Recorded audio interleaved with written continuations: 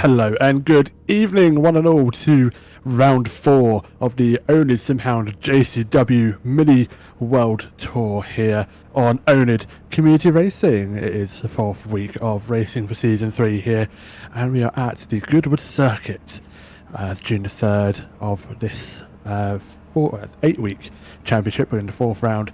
After this week, we'll be done, halfway done of Season 3. It's flown by. But before we do that, we are going to have some fantastic racing here at the Goodwood circuit, the very historical Goodwood circuit. And just looking at the final chicane, dear lord, it's going to be a tight and twisty time around this circuit in the JCW Minis. Standing so far, Dodlow on leading the way with holding the lead with 282 points, 30 points behind him. Lord Friesen 35 points. First place is Gus Peters. It's 4th for Alfie, 5th for Matt Holman, 6th Ash Hill, Jacob Pine in 7th, Stephen Bain 8th, Zach Silver 9th, and Reese Tarrant in 10th. And remember, top 10 folks do have a success ballast, 50 kilograms for the leader, all the way down to 10th, going down in 5 kilogram increments. And we will see those weights added to the cars this evening, and we'll keep that in mind, and we'll review as we go through the evening. We'll have a little reminder just to see who's doing what with the ballast. Pro standings and AM standings, however, completely separate. Dunderlow leading the way in the pro standings from Fraser, Bevan, Kalzak, Holman, Peters, Spain, Hill, Hine, Taran Harkonnen, Goodwin and Neshev, your 13 pro drivers, leading the pro standings. And in the AM standings, it's Zach Silver, then Hearn, then Paul O'Grady, Tim Bob, Adam Ely, Mercado, Ben Meyer, Lucas Smits, Kanoji, John Cotty, Overstreet, Mariano, Toscano and Wilkes. All drivers are able and have been able to put points on the board. No ballast for these guys. It's just another way we've scored points in for our separate championships. Both pro and AM standings are completely individual from the overall, and the ballast is only set to the overall top 10. But it's interesting to see how we're all forming out within, especially the separate splits. We are in qualifying now, however, but before we do continue, just wouldn't be right without when mentioning the wonderful work and the co-commentary skills that we have this evening here in the form of Scotty. Good evening to you. Good evening. It's great to be back. What wonderful circuit, Goodwood. Very high speed, not very technical or fast flowing corners. But just before we go to qualifying, drivers complete first flying laps. Now, you may have noticed there are a couple of changes within the standings. Matt Holman has been upgraded to the pro standings, whereas Kanoji and Mariano, I think it is, or Toscano, one of the two, have been demoted from pro to AM standings. And you can see when a change has been made. Matt Holman's still in the top 5 of pro, Kanoji and Toscano still struggling in AM classes, so worthwhile change there. You may have noticed in the background there's been quite a bit of carnage through the chicane as the drivers are sorting their laps out. But yeah, let's see what people are doing. At the moment, it is Harkonnen that is atop the timesheets, who is directly behind Alfie Bevan, just in front, maybe getting quite the useful slipstream at this point in the quali session. Yep, absolutely. You can get slipstream around here. It's going to be rather interesting how to use it, because there's pretty much one long straight after turn 1 and 2, and then there's another back straight here going up into the, well, it is essentially a straight, a little bit of a curve in the middle of it, but that final chicane is going to be a rather interesting. Walls either side of it, and they're going to have to contend with that. Maybe not going side by side potentially, but an opportunity to make an overtake if you can get it right. Dondolo, second position after that lap purple middle sector, 0.1 of a second off as Harkonnen returns to the pits but improves up to 4th. And you just see Stevie Bain coming to line. These liveries as well. Jesus Christ. Coming to the line, and there's improvement Bevan as well, up to 8th, with Stevie Bain not improving this time, only a matter of 0.04 of a second slower than his previous best. Lord Fraser, however, will jump on board, P3 at the moment, but a purple first sector, half a tenth up on Kalzak's time in the first sector. Let's see what he can do.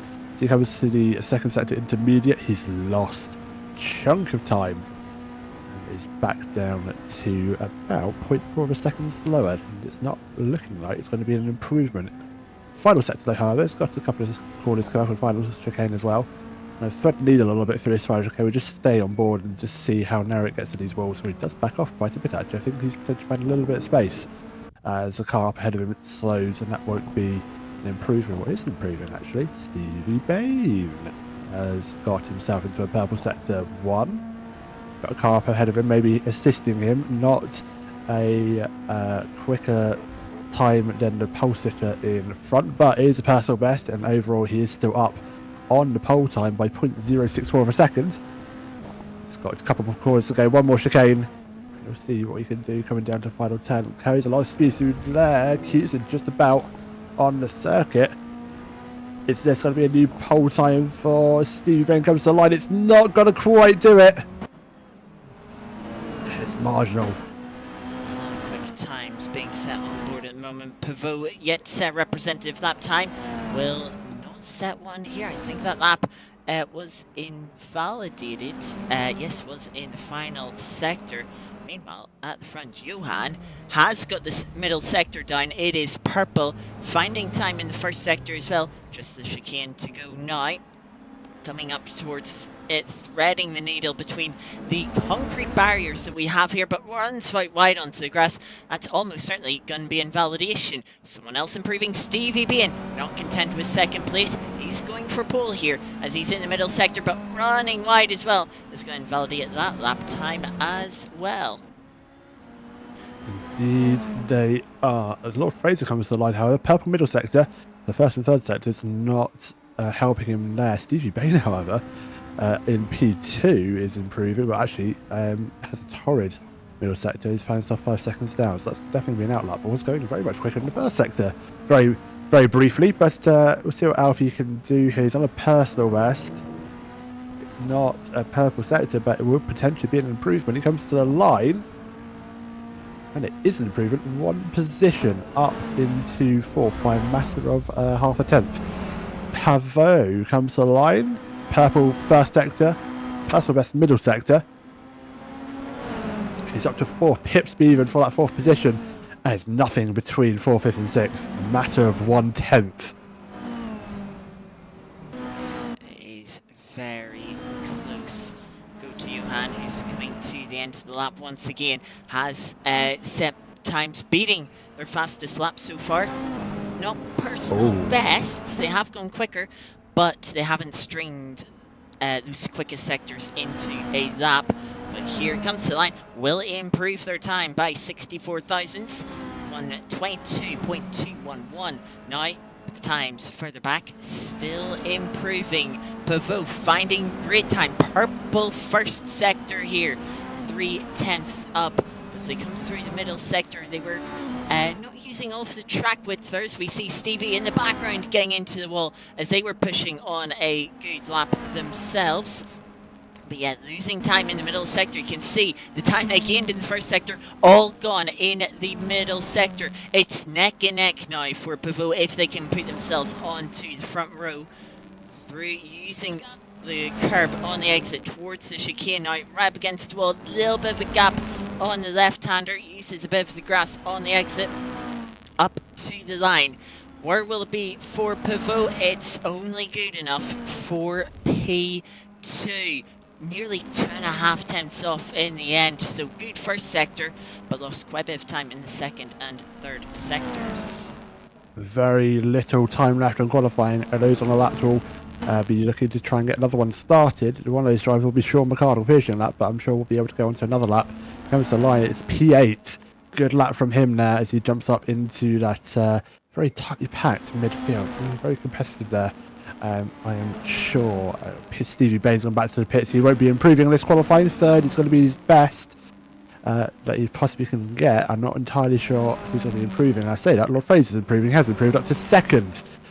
Very much closer to the pole sitter's time, but demotes Stevie Bain to 4th. Adam Ely as we follow him through the final sector.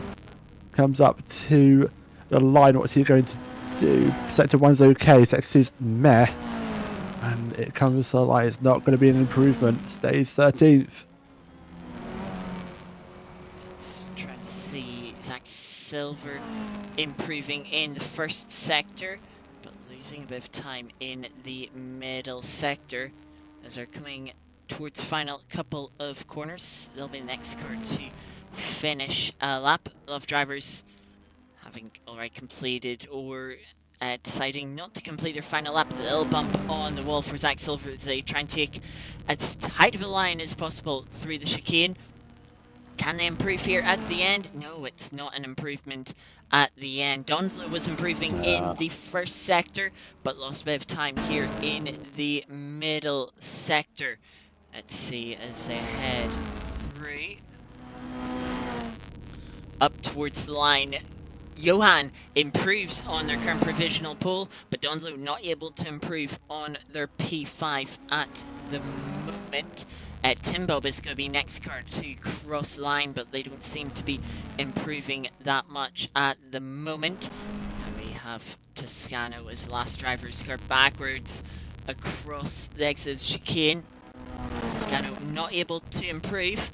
Adamy they then is going to be the final car to finish here, cross the line, and does not improve in the end. So driver struggling to improve at last minutes.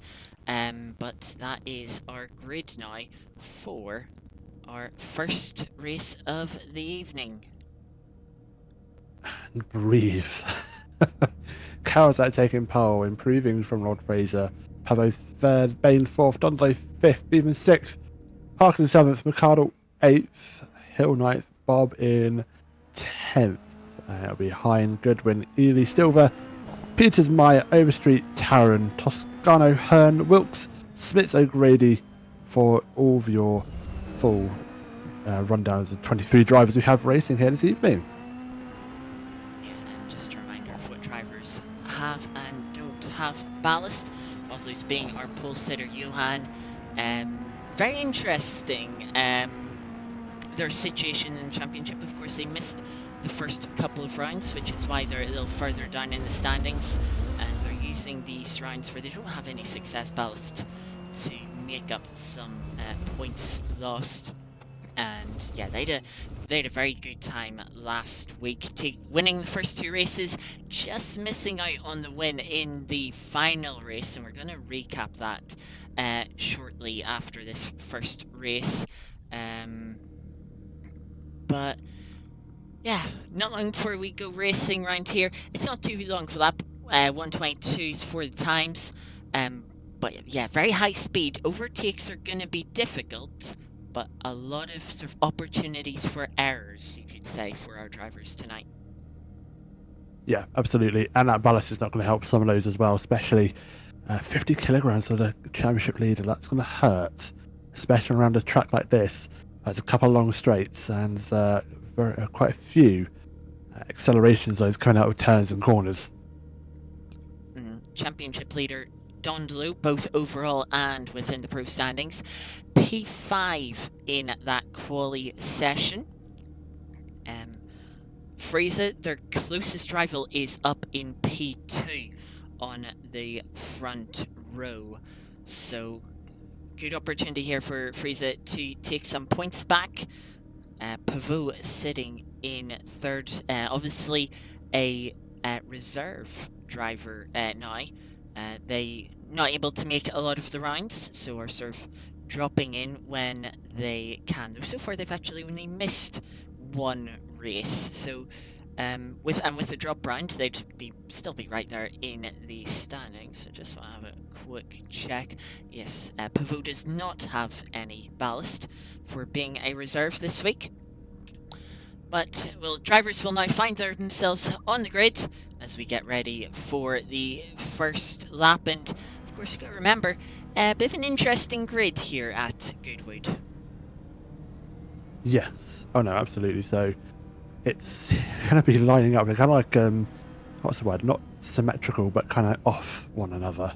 Asymmetrical. Yeah, it's been noted. Sean McGardle is in the game chat saying 3 wide. What is going on? Welcome to Goodwood. The first and third rows, and subsequently all the odd rows, are 3 wide. The even rows are 2 wide, as you can see in the background. We're getting ready now for the lights. There they appear. They'll light up shortly and send the drivers on their way. The revs already climbing as the lights now coming on for the start here of our first race. It is lights out, and it's a brilliant start from Johan on pole position. They'll instantly pull in front of those alongside them on the front row. Freeze again, bogged down a little bit, coming under pressure as they head into turn one, all trying to find a bit of spaces. That's one car already off into the grass. But good clean getaway for our leader. As you mentioned, Adam, Ide, Andy Hearn as well, finding themselves towards the back of the field. But so far, leaders are top 5 unaffected so far. Someone else who's losing position, so is Alfie Bevan, down to 19th now. Ooh, that's not going to be good for him. He's not going to be impressed with that. He's going to try and fight back through the field, but I say that 2 cars just got off ahead of him. That was Taron and Wilkes. Overstreet as well. Overstreet, Andy Hearn took a little adventure off as well. Love driver struggling with left-hander of St Mary's corner. But let's head back up to the front. Stevie has got a move on Frieza for P3, but is still coming under pressure. Frieza looking to the inside, but he isn't quite close enough as they come into Woodcock corner. I can see Johan at the front, not getting away easily. Pavo putting them under a lot of pressure, but actually Johan, our leaders, hit the wall at the chicane, and look at that. Either way, Frieza managing to get past Stevie into second place now. Stevie will hold on to third, and bit of fighting going on behind. That was Sean McGardle, I believe, trying to get to the inside of Dondolo, but couldn't quite get alongside. Look how packed this field is at the moment. Absolutely mental. And a wall at the final chicane claims its first victim. I'm sure it'll be first of many. It just happened to be the race leader, dropping down to 4th. Harkland in the midst of it all, seeing the chaos up ahead. It's got front row seats to some potential moves, but there's a 3-0 battle. Oh, that's a car going sideways. That's Kelzak again. Yeah, Johan having a really difficult time dropping down the order second time in as many laps. Now down to P7. That's Scar off wide. That's Jacob Hine running onto the grass this time. No margin for error here, Goodwood. And the drivers are certainly finding that. Alfie Bevan has got themselves back up to P11 now. Let's go try and chase down the top 10. But let's just go on board with Frieza, looking over the rear wing at all the chaos that's unfolding behind them. Yeah, absolutely. Tyre smoke aplenty. And they're fighting for every position they can. That's final chicane. The walls there, making sure people follow themselves through in a single file. You can't really go side by side unless you're really, really alongside. You've got to run even before the braking zone. But yes, that wall is very prominent, isn't it? Alfie looking to recover around the outside. He gets a little bit of a love tap there from Gus Peterson, who'll be in the background. That's Jacob Hine potentially going off the circuit and will eventually rejoin. But the battle is still on for Alfie. He's trying to go around now the outsides. The car behind him tries to do the same thing as well. Paul O'Grady thinking, I could do that. Nope, no, I can't. I've got to go into the grass instead. But Alfie still hanging around the outside. I think he's got the move done in the next left-hander. Indeed he has.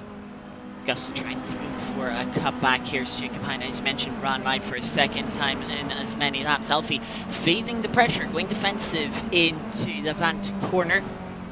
Runs a little bit wide on the exit. Gus Peters senses an opportunity, tries to get the nose to the inside, gives a little rub on the rear bumper, and actually has some momentum here. Tucks back into the slipstream as the track weaves down to the Vant straight, down towards Woodcock corner. Good overtaking opportunity here, and Alfie decides to defend it, but to the outside goes Gus Peters, but they slot back into line. Tim Bob now closing up on this pack, and it's going to become a three-way battle once again. Lucas Smith's in the background has managed to get past Paul O'Grady, who has hit the wall to chicane. He's going to take a little trip across the grass and allow Jacob back up to 13th. Indeed it does. And again, that final chicane wall proving costly. I just need a counter on the screen just to see how many times that ball takes a victim. Oh, go to Zach Silver fighting into turn one. Oh, that's getting a bit fraught, and that's going to put Andy Hearn off the circuit. Does collect on the outside, and Ide is going to get past, and it's going to be down to 19th for Mr. Hearn. But still, 10 minutes of the race to go. We're only a third of the way through. Plenty of time for events to happen. Let's go on board with Sedia Dondlo. They've got a 4-car train developing behind them, including Sean McArdle, who's defending from our pole sitter Johan, who's got a good run onto the Levant straight here, as onto the grass for Sean, maybe losing their senses a little bit. We'll give that spot up to Johan, and in Johan immediately closing up on Dondlo. Remember, Johan, no success ballast, whereas for Dondlo, they have the most. They have a full 50 kilos, and you can see it through the chicane, but Johan gets compromised behind Dondlo here. That might give Sean McArdle an opportunity to come back. They're looking to the outside of T1 as Pavot sets a new fastest lap of the race out in front. Backing out from the outside is Sean. That might give an opportunity, and does Ashhill, trying to get their nose alongside, which they have done. And Harkonnen is also going to be trying to follow through. Their potential 1 place forward for Sean has turned into 2 places backwards through the first corner.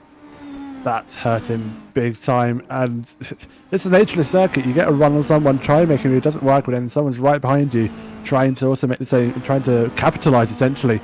Sean goes back, oh, that's a bit hip and shoulder, and Sean gets a little bit loose, floors the throttle and drags the car back through the circuit, but also Harkonnen acting, well, not really having much option to go through the grass there.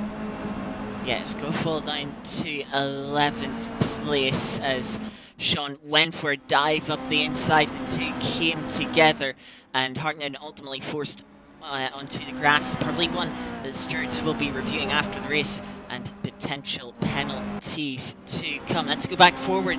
Johan trying to make the move once again on Dondlo into Woodcock Corner. Hasn't quite been successful this time through the chicane. Is coming under pressure from Ashhill, who's putting the pressure on and will be trying to find a way past if possible. Trying to make up another position from a driver compromised, but looking to the inside is Johan. They've got the nose alongside, but Dondlo's going to try and hold around the outside. It's going to be very difficult to do with the ballast, and Ashhill sneaks the nose to the inside. Is going to try and get past as well.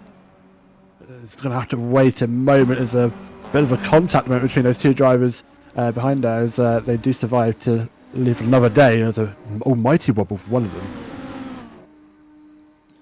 Yeah, bit of fighting here. Sean trying to defend from Tim Bob, race winner, of course, from last week, who has now got past Sean and is up into the AM class lead in this race is Tim Bob. Sean McArdle is going to try and come back. Meanwhile, a little further in front, Ashhill once again trying to get past Dondlo, who's held back with that success ballast, but it's going to be side by side towards Woodcock Corner again here on the outside for championship leader Dondlo. How hard are they gonna fight this? They're trying to keep it there, but it's gonna be too long of a way round. They have a really good exit. Do they think about side by side into the chicane? They think about it, but they decide better of it.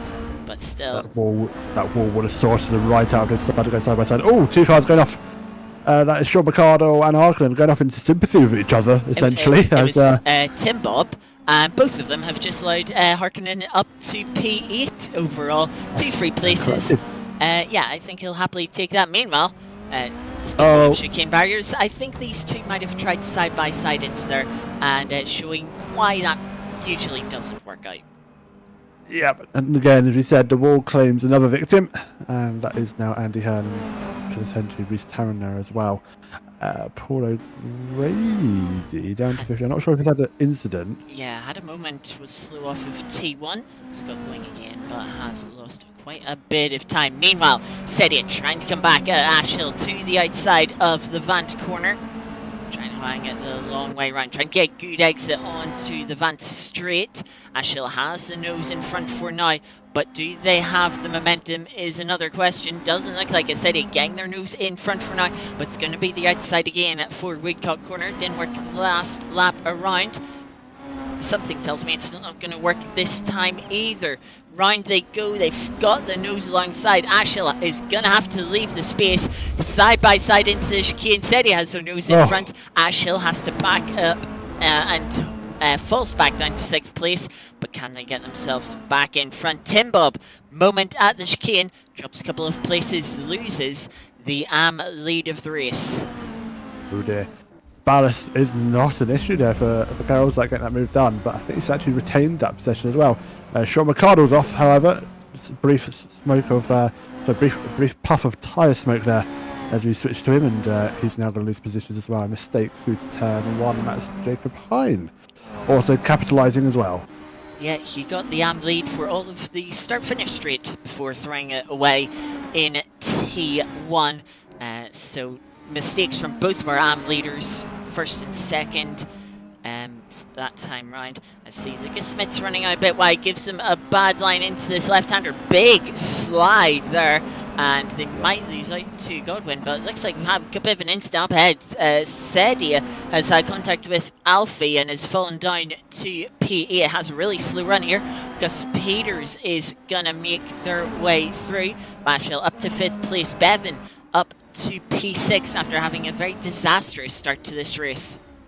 Yeah, big time. He's going to have to recover. He is recovering, but yeah, not the race he wanted by any means is Alfie, so we'll get back through the order. I don't believe he has any ballast, or if he does, it's very minimal. But it looks like he might actually get a free position out of this from a car going wide ahead of him.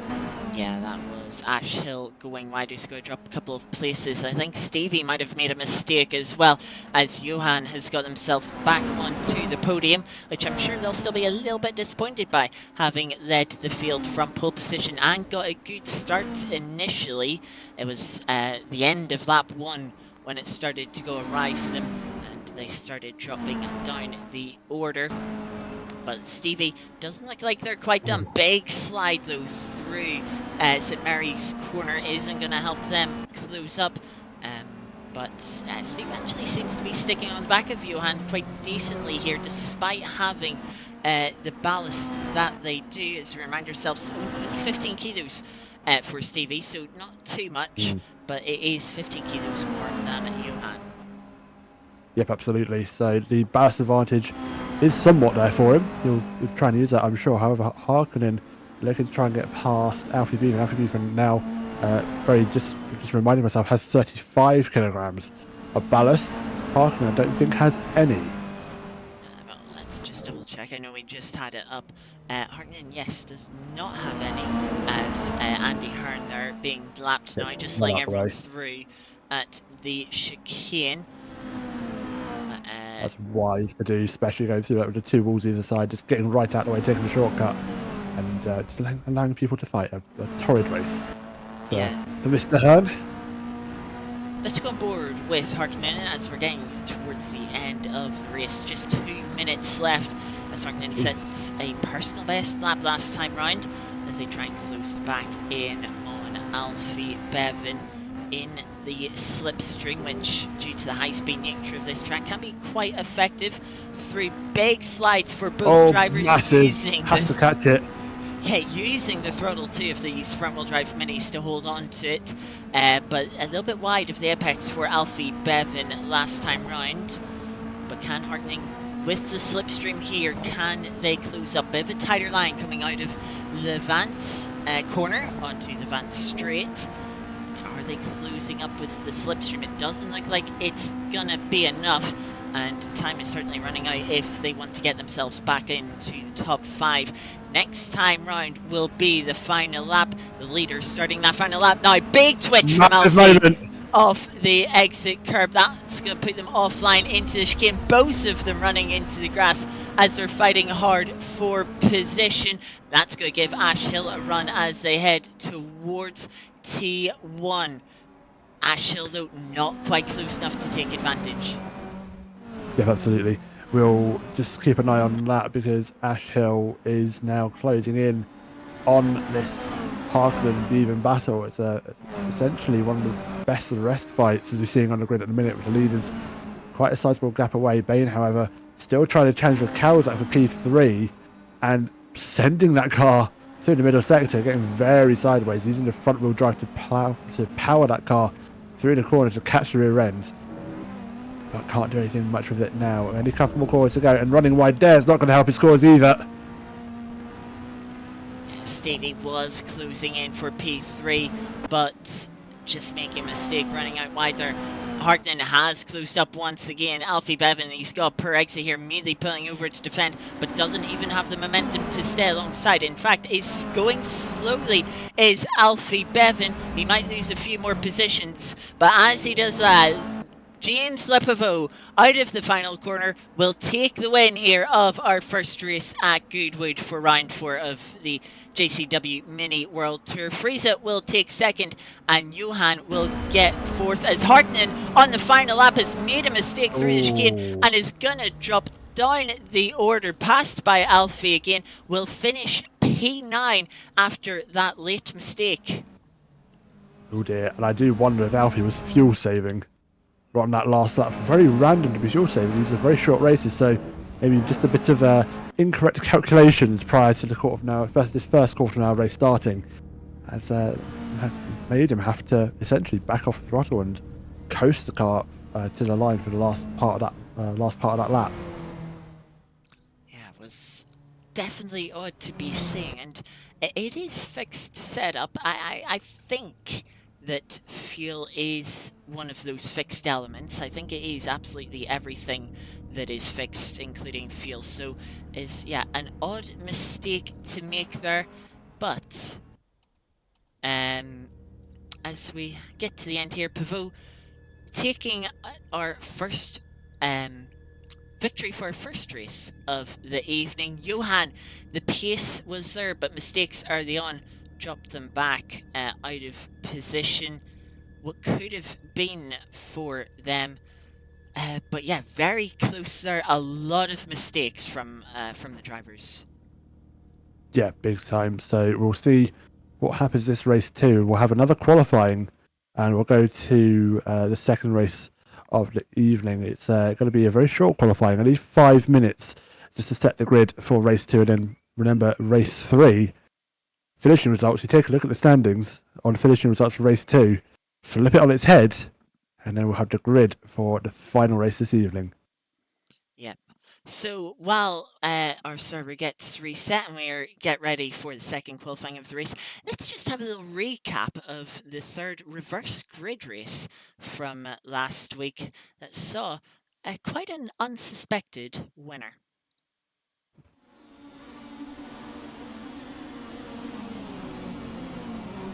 Bain, however, around the outside, is that going to be moved done? Zach Silver goes wide into that back straight corner, but Stephen Bain looking to get the move done around the outside. He's going to get a cut back from Tim Bob, however, up the inside of next left-hander. And then it's going to be side by side going up the final turn.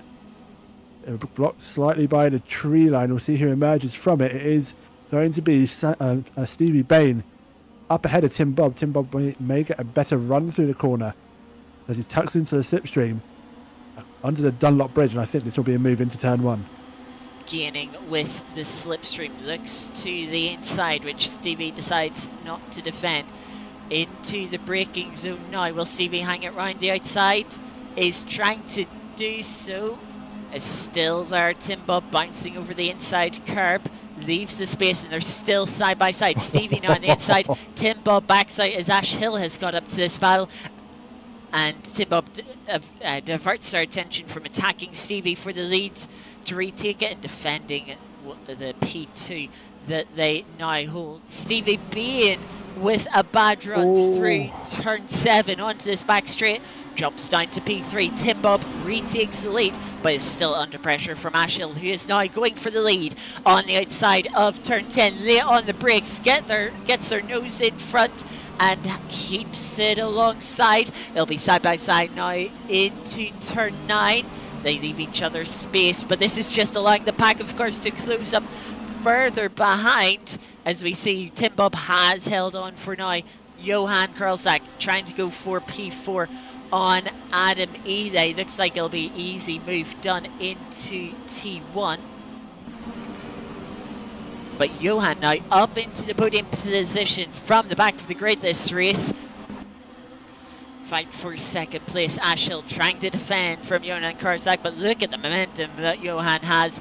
Will be easily passed before the braking zone. Ashil didn't seem like they wanted to fight that one too much. This is now the final lap of the race. Can Tim Bob hold on for their maiden victory of the series, or will Johan Karzak go 3 out of 3 tonight? We'll watch over the rear wing of Tim Bob as they head through the first sector now. Only half a second back is Johan. Will If Tim can hold this, he'll be dead chuffed.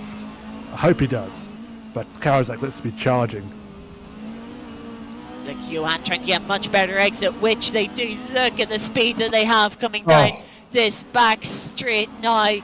Side by side, Tim is still leading the way of the AM drivers, but has a chance at overall victory here. There's on the inside, they're trying to fight off Johan, squeezing him to the outside, getting aggressive, and has held on for now. Not long to go, 2 corners through turn 10. It is just the long right-hander up to the start-finish line now. Can Johan get the slipstream run to make a 3-4-3, or is Tim Bob going to take overall victory as an AM driver? The pack fighting hard back, but we're going to follow the fight for the lead here. I want Tim to get this. I'm biased. I don't give a damn. Go on, Tim! Coming up to the line in the slipstream. It's not going to be enough. Tim Bob takes the win. AM driver, but overall win ahead, denying Johan. Johan will still take the pro win as it's neck and neck, dead even between Sean and Jacob Hine across the line. And this is the run to the line between Jacob Hine. Look at the momentum. Closing. It's neck and neck. Jesus and Christ. it's so close. Like, what a finish that was to last week's racing with the reverse grid race. A photo finish on the run to the line, not to mention an AM driver taking the overall win. And the repercussions I had for the championship were quite interesting. With Johan unable to take the win away from Tim Bob, they end up level on the overall championship standings. And if Johan did overtake Tim Bob, he would have got himself up into 10th place, taking the final 5 kilos of success ballast. But since he was unable to, he has kept himself free of any ballast, which might be a little positive for this week. Well, would be if he didn't find the grass so much at the start of the race that we just had. He does say that was a stupid mistake from his side. No, it is what it is, mate. You learn from your mistakes, but boy, didn't I get excited last week? I mean, if you want exciting racing, I'm also just going to promote it here as well. Thursdays, our iRacing series, we have oNiD 4 cars, lovely single-seater series. We were at Snetterton, around the 200 layout last week. That was a lot of chaos. My voice certainly felt it, as it was dying by the end of that stream. So, yeah, Tuesdays, Thursdays, a lot of chaos that we have, and we get very excited. We do, just a very tad bit. It also complements the rest of the week's plans we have for the streams as well. Not only do we stream a set of course here on a Tuesday, we have Le Mans Ultimate on a Monday and a Sunday of each week as well, bringing you the Duty Free Festival and the oNiD 100 series. And they'll be streamed again on a Sunday and a Monday on Twitch on the oNiD Twitch channel, and Wednesdays as well. We also have even more LMU, but the amateur series, the Simhound Academy, running their series as well. Wednesday night racing for people who are slightly newer to sim racing or just new to LMU as well. We run that on a Wednesday night just to give those people the space and ability they need to learn sim racing. And it's encouraged and aimed at those who are just about to make their first step into the wonderful world of sim racing. And not only that, you've just reminded me, this weekend, this Saturday, we have the final round of our Britsea Endurance Championship that started way back at the start of this year in January. It feels so long ago since we started at the Red Bull Ring for round 1. We are now having our final round, round 5 at Valencia this weekend. It's been a very tight fight over the years, over the last 6 months, 5 rounds. It's been very hectic, very fun. You had that those monumental opening laps at Spa where all of the top 3 got involved in crashes and had to come back through the field and recover after that. It has been it's been a brilliant series, and we'll be seeing all of that this Saturday. So make sure you join us then, Saturday about 3:45 UK time for that final round. 6 hours of racing around Valencia. Great way to sign off that championship. It's been wonderful to be running that as well. And lots of races, lots of drivers, and yeah, lots of action as well. Oh, Spa, one of the highlights, I must admit. Hoping to go out with a not a literal bang, because that would means cars are crashing, but going out with a metaphorical bang for the final round coming up on Saturday. At least with Valencia, there is plenty of runoff for drivers to avoid any potential bangs that they might have with each other on track, if they don't pick up some drive-throughs as well. Of course, always being an issue. We are about to get underway, though, for our second qualifying session here at Goodwood. As you can just hear in the background, the cars are leaving the pits, so that they'll let us join them and see. It's Jacob Hine who is the first car on track. Because indeed, it's going to be a train of cars. This 5-minute qualifying, everyone fighting and gathering up around each other, trying to find that bit of space to get as many laps as they can in what is a very much a shorter qualifying session, and near enough well, not quite a one-off. You'll get a couple of laps in if you leave the pits in a good enough time and get to the line to start your first flying lap. But a very limited qualifying session with the idea of limiting laps and ability for people to improve their times, try and shuffle things up a little bit for this second race, and then we just ignore qualifying completely for the race 3 and just take the finishing results and completely tip them on its head. Whoever finishes last will start on pole for race 3, and vice versa for the rest of the field. Yeah, of course, you have those 10 minutes in the first session to really sort of nail your lap, get it all put together, as we've seen some drivers struggling to put sectors together over the session. Here, you only have half as much time, 3 laps for the drivers to get their laps in. So let's go on board with Jacob Hine as they go off for their first flying lap. Across their finish line there at the pit exit, heading towards T1, fast right-hander of Madwick Corner through as it continues turning on the exit. Gotta be careful of the front wheel drive understeer. Now head up to Fordwater, easy flat out corner with these cars, so can be a little more unsettled in some classic machinery. And continues round through right-hander, scrub off a little bit of speed, down 1 gear for the right-hander, then scrub off 2 more gears, or just 1 gear into St Mary's Corner. Left-hander, careful not to run wide, seen quite a few people do that in the first race. Then into the Vant Corner, double apex right-hander here, though important to get a very good exit here through the second apex, as that leads you to Levant Straight. Isn't very straight though, does kind of weave around a little bit to the left here. You've got an apex here, and then it sort of switches over a lane to the left before you get to the braking zone for Woodcock Corner. Again, another double apex right-hander, more focus this time, though is on the second apex. Use a bit of the exit curb, though it can unsell the car, as we've seen with Alfie Bevan last race. Then thread the needle between the barriers of the final chicane. Try and get a good exit too for the run up to the line. And the time for Jacob Hine, the first flying lap, a 1:23.5. 1:24, immediately beat by Ashhill, who's got a 1:22.8.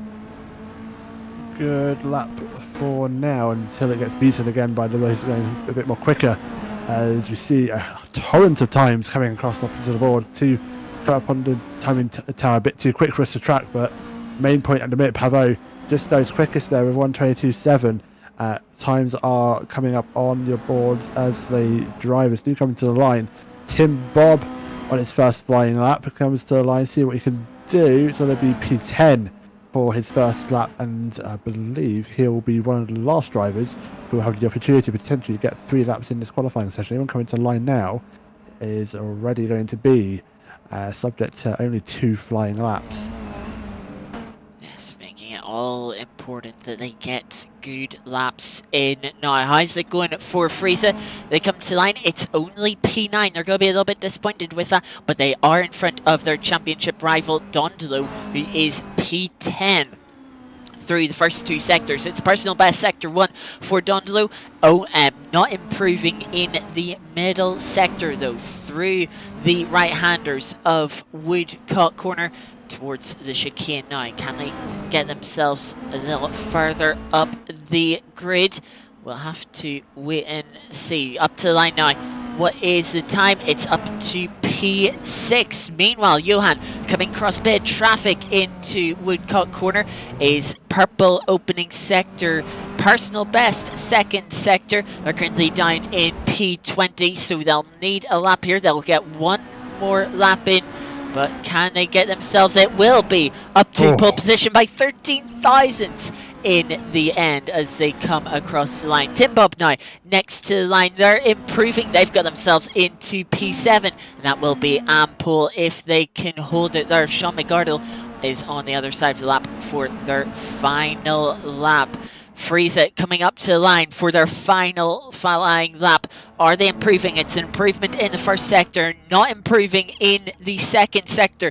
Currently down in P12. They will start no better than 12th place for second place in the championship. Ashhill will be next driver to complete their final lap. They're only a 10th off the top time at the moment, but they haven't improved in Sector 1. They've closed up. It's a personal best in the second sector. Hit the wall of the final chicane, and it will not be an improvement for them. How about championship leader Dondolo? They've messed up their final lap. They'll be starting no better than P8. Let's see. Bevan coming up to line. Boards the lap. A lot of drivers aborting the lap at this stage. Trying to find someone who is on a lap. Overstreet coming up to line. Again, improving in the first sector.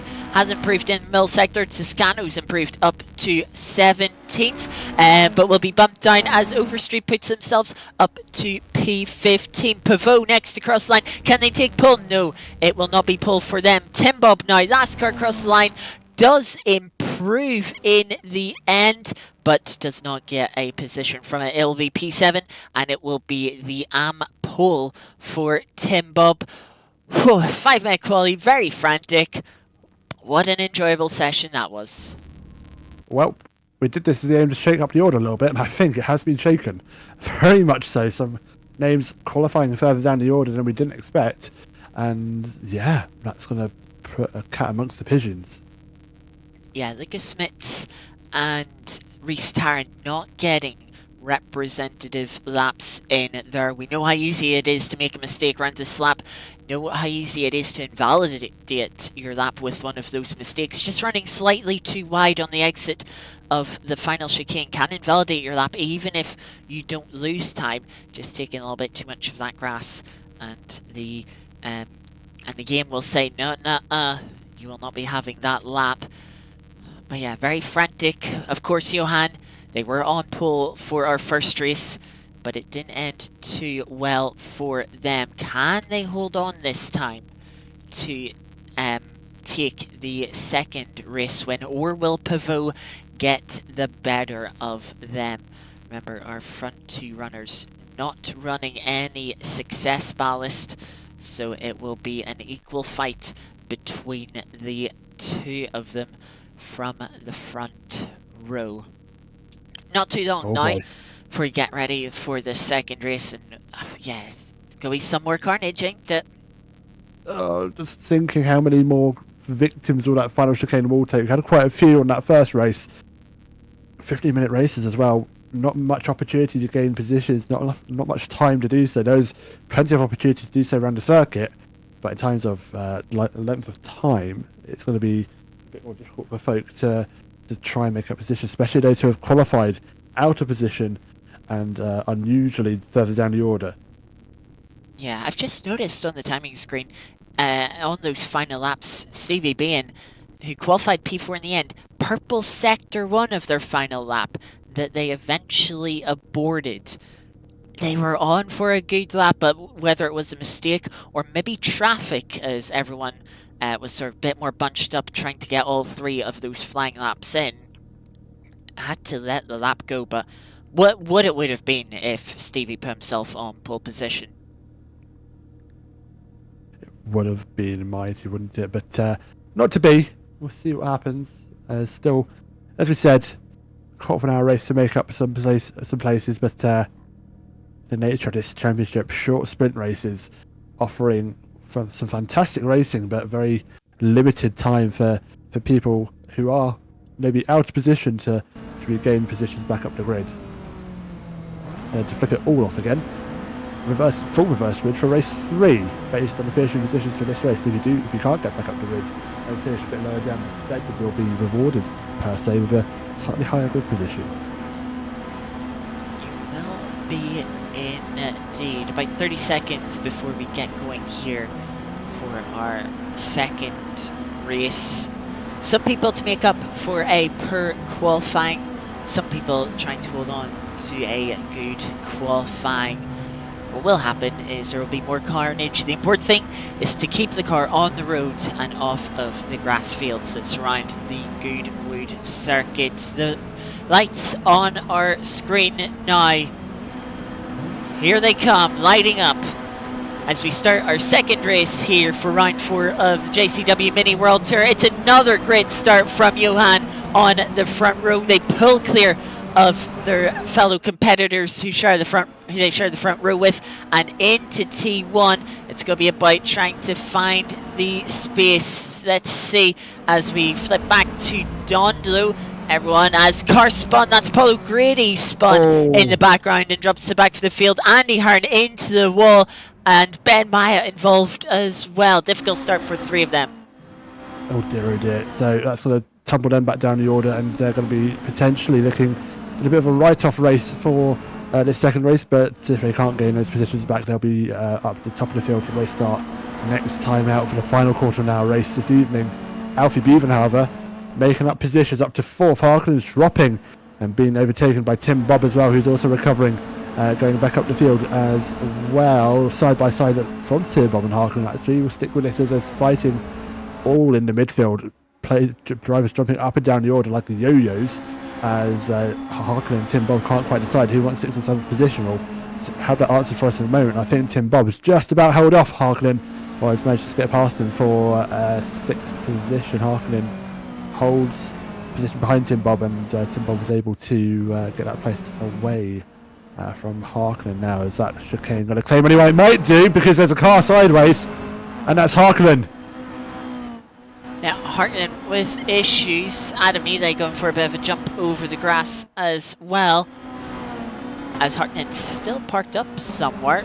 Aspan on the inside, they're going to drop towards the back of the field as well. So quite a few casualties here throughout that one. Jacob Hine has also fallen back towards the grid. Paulo Grady already up to 17th as Lucas Smits is losing a couple of places. Stevie Bean has ran wide onto the grass and struggling for momentum, dropping places down to P6 for them.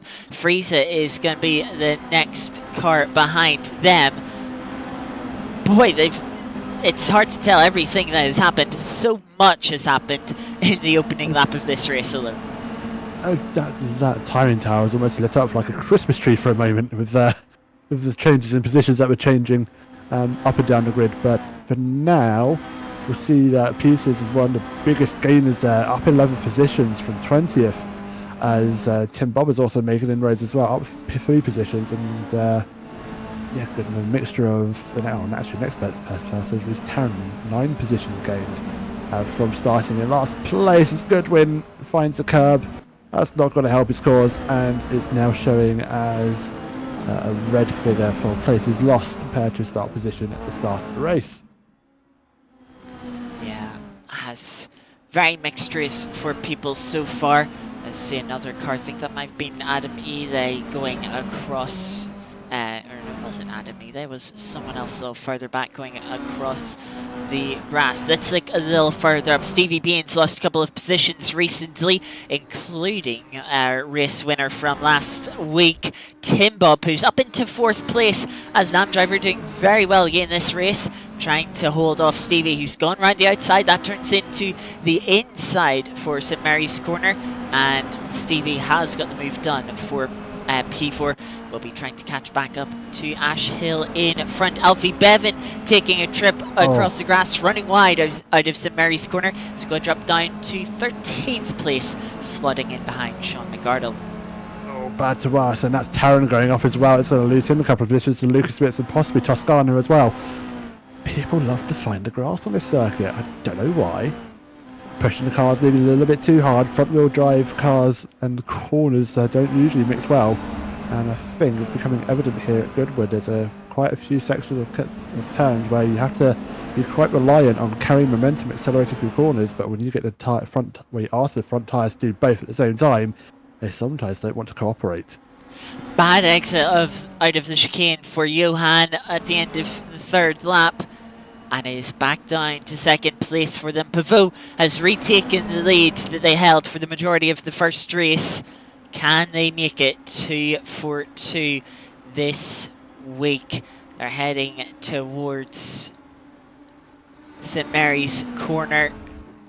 They'll bounce over the curb for Johan, but I have dropped out of the lead. Will they be able to come back and challenge for the lead, take a win from the 2nd race, or will they just have to sit there and settle for 2nd? We'll have to come back to this one. Gus Peters trying to put pressure on Friese, who's been caught up behind Dondolo a little bit, trying to go for a cutback here. He's got themselves alongside, a little bump between the two as they exit the Vant corner, but it's now a drag race down the straight. It'll be the inside for Gus Peters into Woodcut. Though can Friese hold it round the outside, carry the momentum and keep themselves in front for the chicane. Gus Peters backing out of the move as they get a little bit of grass on the inside. Yeah, probably best to do that. If you go side by side today, committing yourself to maybe doing a bit of door banging as Alfie capitalises from McArdle going wide before the final chicane, and then Alfie does the same exact thing. But a corner later, that's probably going to compromise him, and you're going to have to defend from Sean McArdle, already going to the inside line. Bit of cheeky weaving potentially, maybe trying to break that toe, but Sean McArdle can't capitalise from Alfie's mistake, and Alfie gets ahead from Sean's mistake. So up into P12, and very much a recovery drive for Alfie for the rest of this race in that midfield position. Not usually where we see him, as we do often quite mention the amount of hours he does race on the Santa Corsa, but for now staying put in 12. He's got a nice little bass up ahead of him, Zach Silver, and Adam Ely, and that's Adam going wide, having a sideways moment in that middle sector. Again goes wide, goes onto the grass. That rear end of the car essentially is just loose weight. Nothing really happens apart from the tyres turning from the front wheel drive of the car, pulling them along. So having to potentially just navigate that, a little bit of dead weight on the back of these Mini Coopers, as Ben Meyer is sadly, I think, is just being lapped by a couple of cars there. No, that was passed by Andy Hart. As both those drivers at the back of the field, unfortunately, having a difficult time. Someone else having a difficult time. Dondolo through the chicane has had collision with environment on the timing screen. That's going to drop them down to P8 as Gus Peters finds their way past Zach Silver, fighting with Alfie Bevan. He takes the inside into T1, and with it, the final spot within the top 10. Yeah, the clash of environment. Dondolo screams another victim for the final chicane wall, and that's going to cost him that position. However, this battle here, Zach Silver, getting a bit. Dobang has another shot over A bit of a shunt there as he got a bit squirrely going through that fast right-hander, and then turns his car into a bit of a motocross car, rejoins the circuit in a bit of a sketchy manner, might I say, but does rejoin. But that was a mighty door-banging moment between the two drivers. And Sean McArdle's had a moment going off as well, so he dropped back behind this battle. Adam Ely on the back of Zach Silver now, trying to find a way through, but hasn't quite been able to before Zach Silver's got themselves back up to speed. A little further behind this battle, Paul O'Grady trying to get past Lucas Smits. They'll be on the outside for Woodcock here. Going to be a bit earlier on the brakes. Maybe going to try and go for a cutback. Is in the background. Toscano runs wide. They do get a cutback. Does Paul O'Grady? Is it going to be side by side into chicane? It is. They leave each other in space. Paul O'Grady gets the place though. Yep, Smits backs out at the last moment as Jacob Hyde's round. So that's going to be another position lost for him. Wilkes gets up into 20th. There'll be a write-off race for those guys at the back, and they'll start at the front of the grid for race 3 and see how long they can potentially hold those higher positions of the rear Adam Ely. On the back of Zach Silver, and behind him Sean McArdle going wide as well. A lot of cars, as we said, going wide, especially through those fast turns of the circuit. The front wheels trying to pull the car through, as that's Costron actually now dropped to about 1 second behind. Adam, however, going to look at the outside line for this right-hander. So that gives him the space to go around the outside. Can he carry the momentum? Because the outside will still be the outside for the next couple of turns. He needs to get ahead, but I don't think he's quite there. He's still got a nose alongside, so he just about was able to say, come on now, Zach, give me some space. I'm still here on the outside. But then Zach gets a better run up the straight. Is this going to be moved up the inside for Adam here? It's bold if he does. Zach goes a little bit wide and touches the grass and goes round. Saves it. Floors the throttle. And Sean McArdle's now going to have to try and look as well, but thinks better of it going into the final chicane. Was looking for the space, but didn't quite find it as Zach Silver tried to defend the position. Though coming to T1, looking to the inside is Sean McArdle. They're going to find their way through this time. Meanwhile, Stevie Bean has been having a bit of a fight with Tim Bob. They've swapped positions a couple of times. Dondolo has also been in the fights a little bit. They were trying to get past Gus Peters, but I think they've made a mistake and fallen back. But Ash Hill, wide out of St Mary's corner. They're going to fall not quite to the back for this battle. They're just going to hold on in front of Frieza.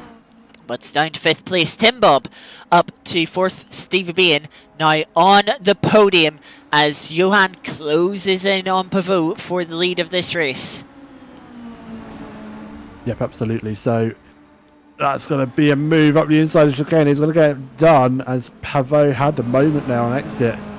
Getting a little bit wide and costing him a little bit of time there. It was enough for Carroll's to get moved back past again. That's a change for the lead. Lap time showing it as well. It's 1 second difference between the pace in that previous lap between the top 2 drivers. Alfie Bevan got past Godwin into Woodcock, but Godwin got the place back into the chicane. Thrown it away though, running wide out of the chicane. Bevan will be back up into P9. Meanwhile, Ash Hill, having now dropped to 6th place behind Fraser, trying to put pressure back on, trying to use the slipstream to get themselves back in front. Closing in. Which way will they go as they head towards the Mary's corner? Is looking for the outside of the right-hander. Would become the inside. They're not quite able to keep their nose alongside though. Trying to get a better line. Just make Frieza compromise their line. Take a tighter line. Lose momentum. And hoping that it opens an opportunity up for them. It hasn't worked so far, but they are still trying. I think Tim Bob had a little bit of a wobble there in front.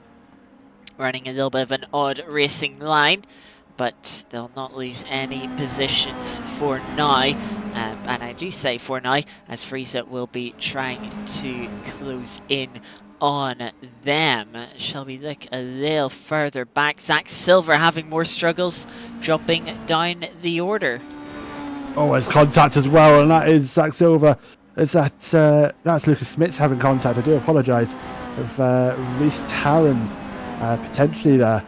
getting out of sorts and getting a position up to 17th.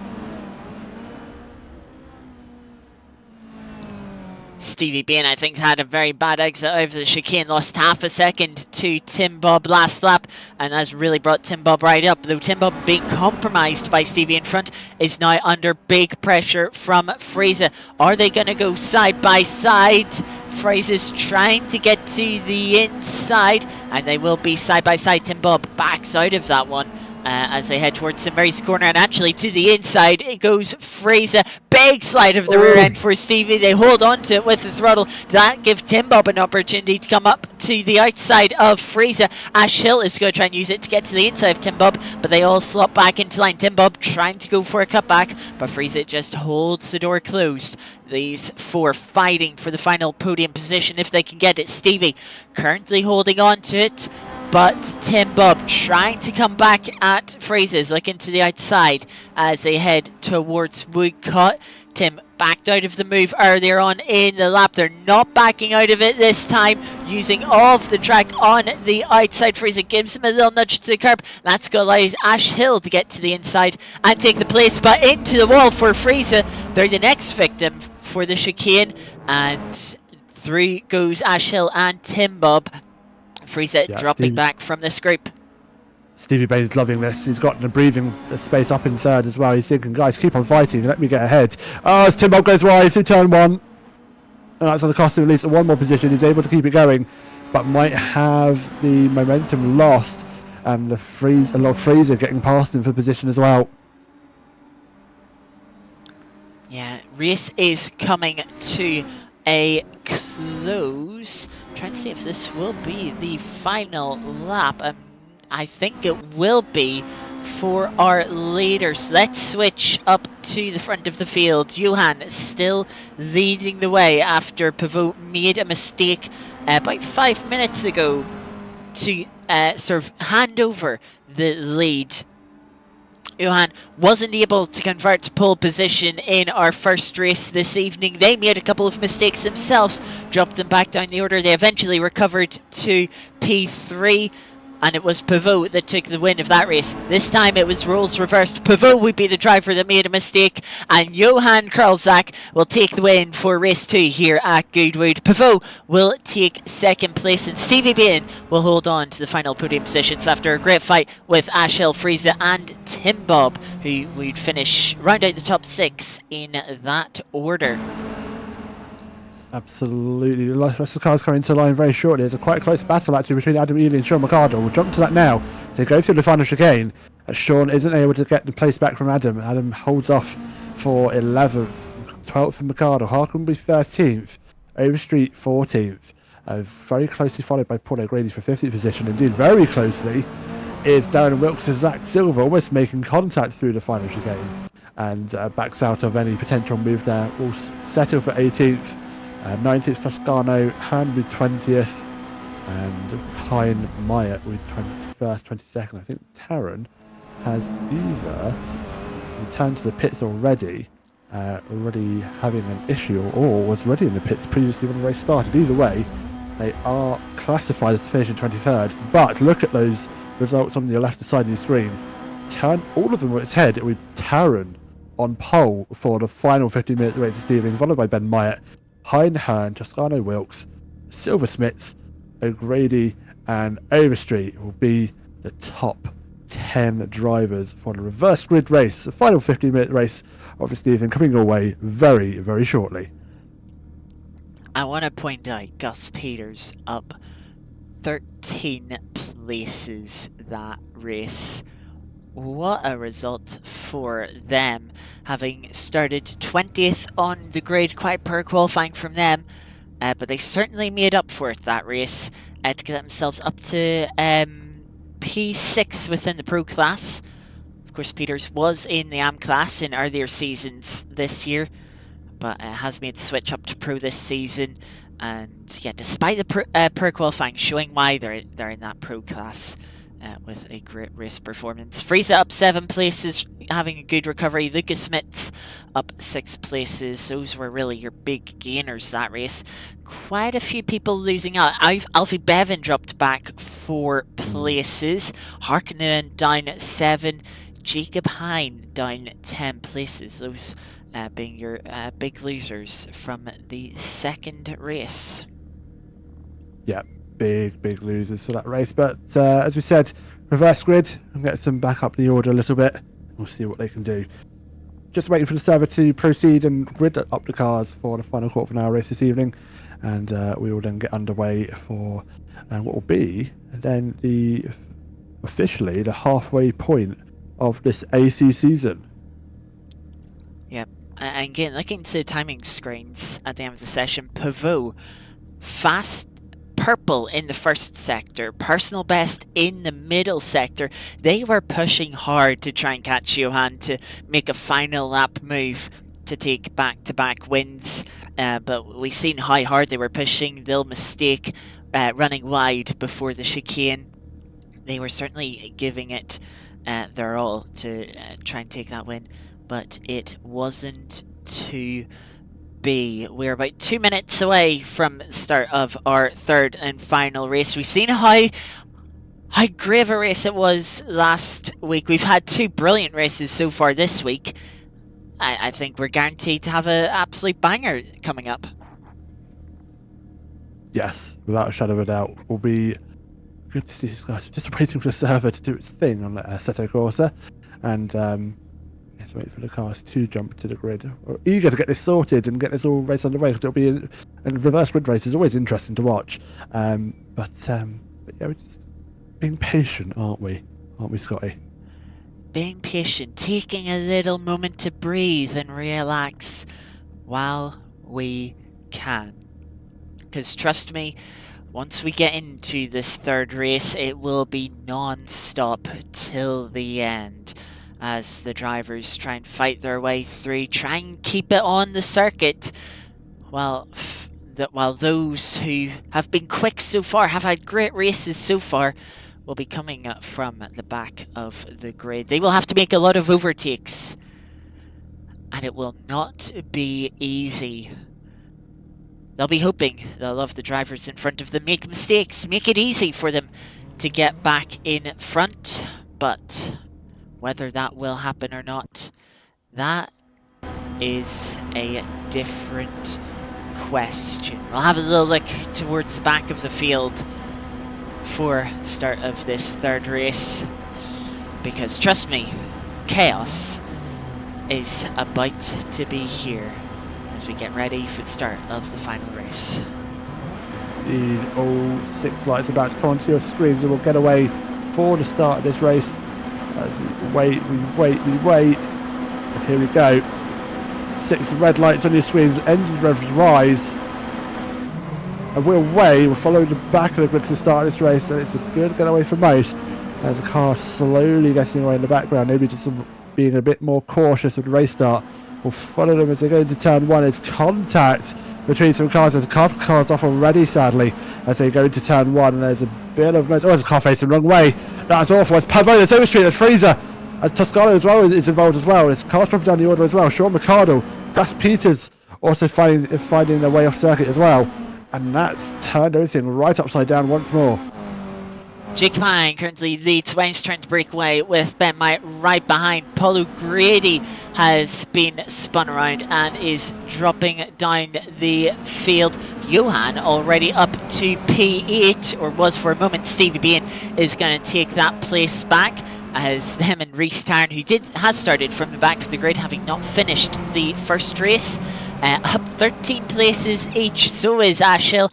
It's been a great start for a few of our drivers, though people missing out. Frieza, Dondolo, 2 drivers involved in the opening lap carnage. Yep, absolutely. So they'll try and calm things down a little bit as they go down into the next, this final sector now, actually. Car starting left, right and centre, trying to find a way past each other. As we see Ash Hill with on board in the background has been followed, well, was being followed, actually, by Darren Wilkes. Stevie Braden then takes up position. The walls claiming some victims, and that is Taron around along with someone else still trying to get through that corner as well, and there's more contact on the straight.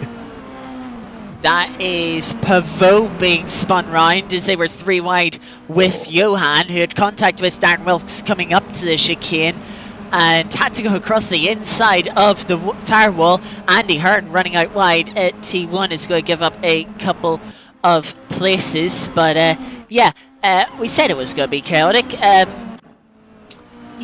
Chaos is certainly one way to describe what has happened so far this race. We'll jump a little further up Ash Hill on the back of Stevie Bain, trying to find a way through for P6 here, as we see the order still jumbling as Gus Peters and Adam Ely have found themselves off the track at St Mary's Corner. Yeah, that's not going to be a good start for those guys. They want to get those positions back up again, but for now the reverse grid racing at its finest, folks. We'd never like to see cars spinning, but the first lap instance coming in aplenty there. Gainers and losers throughout the field there, as we see some of the faster cars from the finishing positions up top of the finishing positions from race 2, starting at the back of the grid. Of course, we mentioned those reverse grid. That reverse grid is based on the finishing positions of last race, and they've already found positions. Stevie Bain already up into 5th, Alfie Bevan 6th as well, gaining a significant amount of positions for those first couple of laps. Yeah, trying to go around the outside now of Stevie, doesn't quite make it work. Trying to get back to the inside now is Alfie. Do they have a run? Are they getting themselves alongside? They have indeed.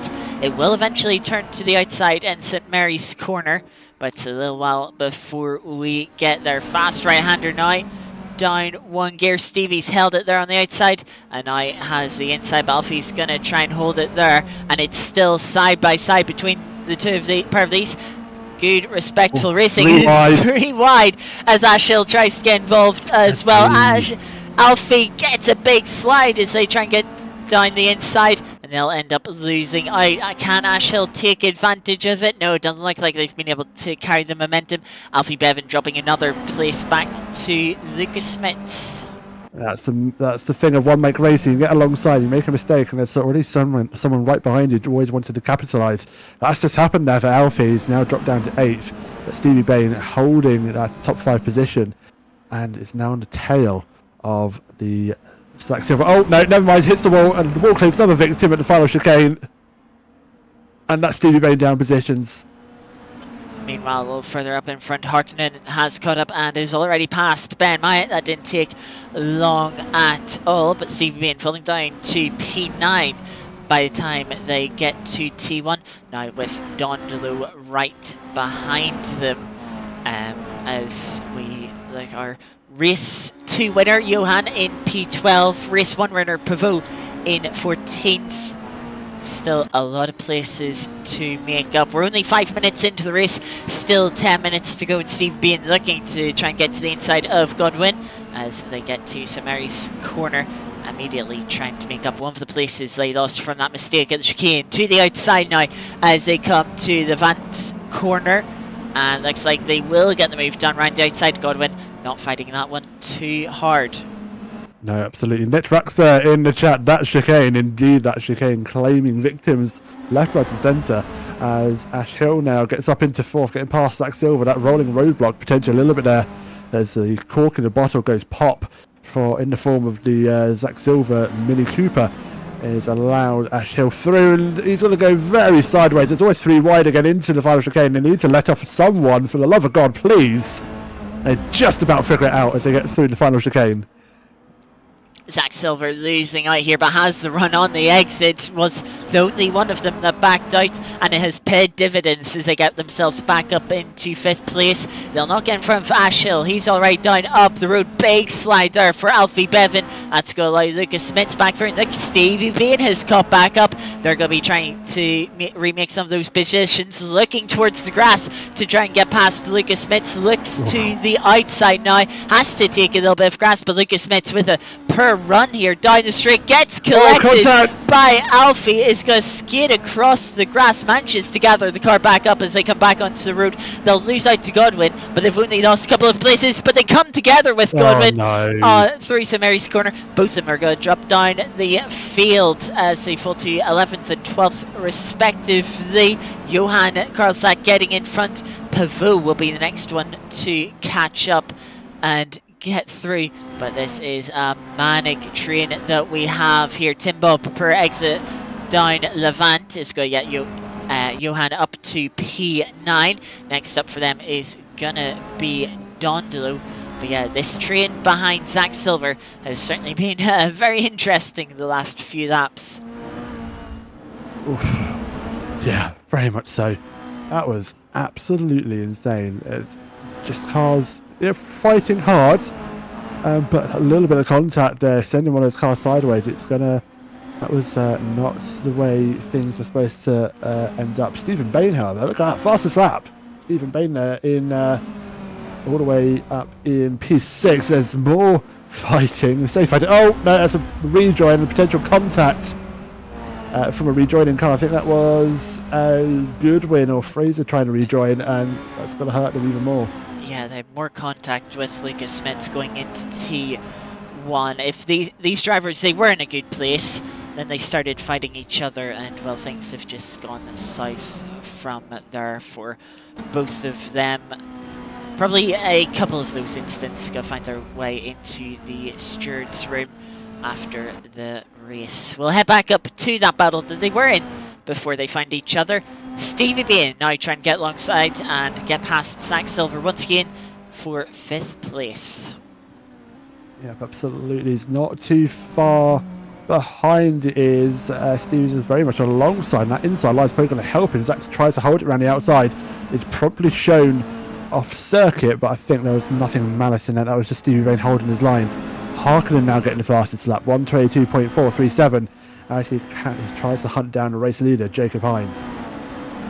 Yeah, he gained 1.1 seconds that lap on Jacob Hine. So give it another 2-3 laps, Harkonnen could be on the back, or maybe that's just a mistake from Jacob Hine that lap to make the pace difference so big. Bema is also being chased down by Ash Hill for the final podium position.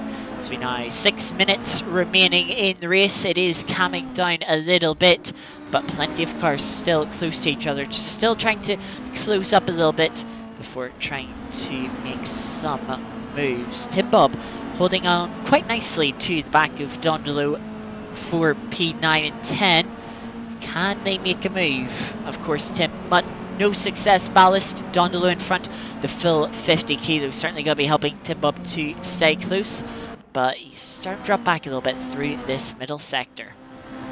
Yeah, absolutely. So he's going to have to try and figure out something. He wants to get a bit more time back on the board. P10 is okay for him for now, but he's got a big old gap to the cars behind, and we'll probably use that as a bit of a cushion to try and find a bit more time. As Zach Silver, again, same place as last time, runs wide prior to the chicane. It's going to cost him positions. I think that might have been a little bit of unforced error. Yeah, drops now to P8 as we see a lot of personal best laps being set as we've had this series so far.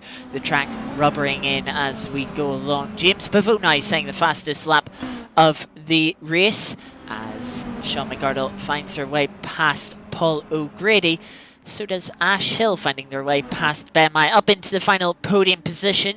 I'm sure Ben not too worried about that. They are still the lead AM driver in this race, and I'm sure that's what they're sort of focusing on. But they'd like to hold on to as many places as possible, though the train not too far behind Ben. We can just see them in the background of shot. Meanwhile, Paul O'Grady's got themselves back up in front of Sean McArdle. Not for long, though. Lose it again. Yeah. Yeah, it's like go for a little trip across the grass on the outside of St Mary's corner. That has had plenty of visitors throughout the evening. Yeah, turns that Mini Cooper into a ride-on lawnmower as he goes through the grass. Is able to rejoin. Maybe no damage to the car, but maybe a bit of damage to his pride. Let's say a bit of an unforced error as he went through that middle sector. Sean McArdle, however, jump on board with him on the rearview mirrors.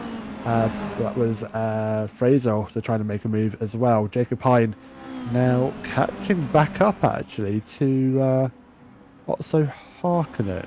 Last lap was a 125.3. Jacob Hine has had an absolute mare at the front of the field and has given up the lead to Harkonnen. Ben Knight has fallen down to P5 behind Stevie Bain, and this is where the train has closed in on Ben. We see in the background actually big fight. Zach Silver going all the way to the grass to try and get alongside Dondelu.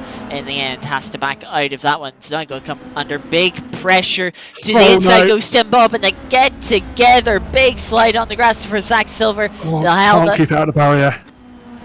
Sliding across the grass, and Ben Myatt finds themselves off the track with Alfie Bevan spinning back onto it. Oh, that midfield battle, that Ben joining that train of cars may have just gone a bit wayward for him. Ben's dropped to 14th. He's still dropping his way. He's able to rejoin, but Alfie Bevan down to 30th as well. I mean, this is the only issue with reverse grid racing. You know, you may get the faster drivers. They're being a bit optimistic of getting around the slower drivers. But that's an incident that's going to put Ben out of the top 5, and what a finishing position it could have been for him. But for whatever reason there, getting caught up with Alfie Bevan or another driver involved potentially as well. But yeah, that's not going to go down well in his books. Yeah, Ben, I imagine it's going to be very frustrated after that. Zach Silver again making a mistake. I think part of that has dropped to P10 as not long to go. 2 laps remaining in the race. Otto Harkonnen still leading the way out front. Jacob Hine recently fallen to 2nd, is holding on to that 2nd place though, as Goodwood is now making their way past Ben Myatt for 15th overall. The big loss for Ben really, he was leading within the AMS class, but now he's only dropped well to the mid-pack of the class. Gus Peters getting themselves in front of Sean McGardle, and Pavot getting themselves in front of Dondelu, but going very slowly. I think these two have had it coming together into St Mary's. Pavot still slowing. I think they're trying to wait up for Dondelu, perhaps.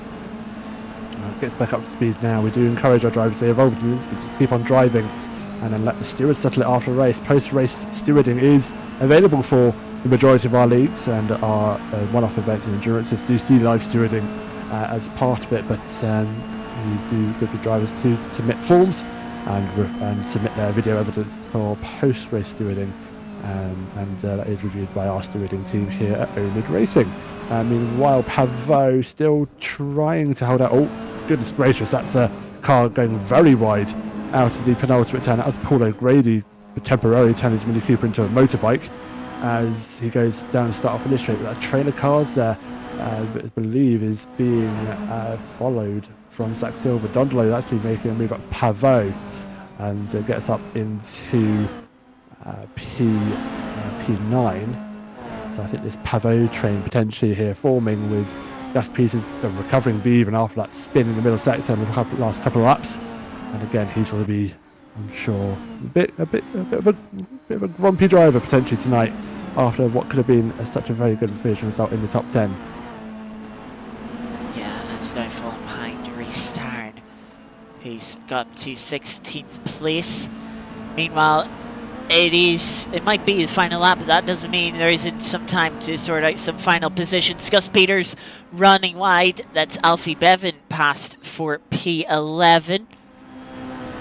Indeed, I believe our leaders are actually coming to the start finish straight now, and Otto Harkonnen will take the final win this evening ahead of Jacob Hine and Ash Hill, briefly behind, about 3.5 seconds behind, and then Stevie Bain will take a very hard fourth position. But then Kelzak, then Bob, who's a very good solid drive there from one of the race winners last time. I think it was actually an AM win for Bob as well, AM class win, with Fraser in 7th, Zach Silver 8th, and a bit of a train of cars. It follows Dondelu, Pavot, Bevan, Peters McArdle, and then O'Grady ended up in 14th.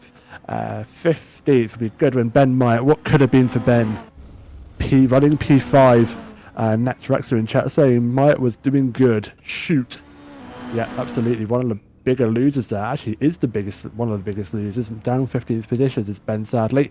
Hernby 17th, Overstreet 18th, Adam Ely 19th, Tostano 20th. Smits eventually will come to the line. It'll be 20th for Toscano. Smith's not too far behind in 21st. Be Darren Wilkes for 22nd place, and 23rd place has already decided to return to the pits and call it a day. And there's the final running car, and I think he's actually going to dive for the pits and not see the checkered flag is Darren Wilkes, and indeed he elects to do so. And breathe. Tim Bolt for Pro, yes, Netraxer, absolutely. It's absolutely something. He's done really good results. And the race win last time out for race 3 in a reverse grid race. He's managed to get P6 as well. And you never know. We've had a couple of promotions and demotions in the Pro-Am splits this evening for this championship as well. So you never know. It might very much happen. It might do indeed. Wow, what a race we just had. Oh, that really was eventful. There are the results from our final race tonight. Very much nearly a field of two halves there. Those that made up positions and those that lost positions. Only really Zach Silver being the only one to really break that trend. But wow, so much happened to that race. Certainly quite a bit of bumping, a bit more than we would like to see. But yeah, but those first two races, some brilliant racing in them. Yes, yeah, absolutely. Very hard fought battles, as it is in one make racing. You tend to see those quite a lot, but yeah, it's a really good racing tonight. I don't think there's going to be too many rumbles, but yeah, it's actually quite enjoyable. Yeah, it was indeed. And as you mentioned earlier, that is, of course, us halfway through the season. 4 rounds down, 4 more to go. Next week, we will be at Salzburgring, a track that Ben might picked out as one he was looking forward to at the start of the season. Hope he is still looking forward to it after the difficult difficult final race that he just had. After that, we'll be heading to Phillip Island, down under for round 6, for a take trip over to the United States of America, where the penultimate round will be held at Sonoma Raceway on the NASCAR layout. And then the final round will be at Curitiba as we get into July in 4 weeks' time.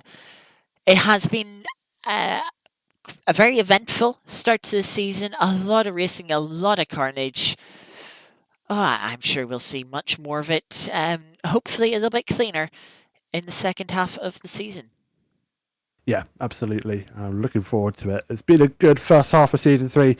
4 more rounds to go to decide the championship here, even for overall and for Pro-Am, and it looks to be tightening up as well. We'll no doubt see you next week, same time, same place, for the JCW Mini World Tour Championship here on oNiD Racing. We'll be back live on next Tuesday. Tomorrow, however, we're back live again, as we mentioned, for the LMU Simhound Academy. The entry step championship we offer here at oNiD for those who are new to sim racing. We encourage them to join up on a Wednesday with that series being run towards the newer sim racer, with actually coaching sessions actually happening on a Tuesday night as well. So it's a bit of community aspect to that as well. Thursday we'll go back to the iRacing British oNiD 4 series. We race the open wheels around the circuit of, and I should remember because it's based on the British calendar, one of the British circuits, and do forgive me for not remembering, but iRacing on Thursday night for what has been quite a packed grid, 25 cars, upwards of 25 drivers for that championship, and that'll be absolutely wonderful to see live on Twitch. And then Sunday we're back for more LMU for the 100 series, which is the hour 40 races we have here on LMU. And then to just to mention, and then we go back on to Monday. We've already had our Monday LMU GT3 Festival last night on Twitch, and we will be back again for the following Monday, and that will start the week 5 of the season 3 here on oNiD. Plenty of racing action to come up over the next week before we return on Tuesday. I'll say we return on Tuesday. We are also returning on Thursday for that iRacing, which will be at Thruxton. It was a lot of Hello. carnage last week, a lot of great racing. So if you liked what you saw tonight, do make sure you join us on Thursday, as it will be very similar in its regards to carnage and great racing. So yeah, hopefully you can join us then and for our other series. But yes, until next time, thank you all very much for joining us tonight for some mini racing. Hopefully we'll see you tomorrow and over the rest of the week. But until then, take care, have a fantastic evening, and we'll see you next time. Bye bye. Good night.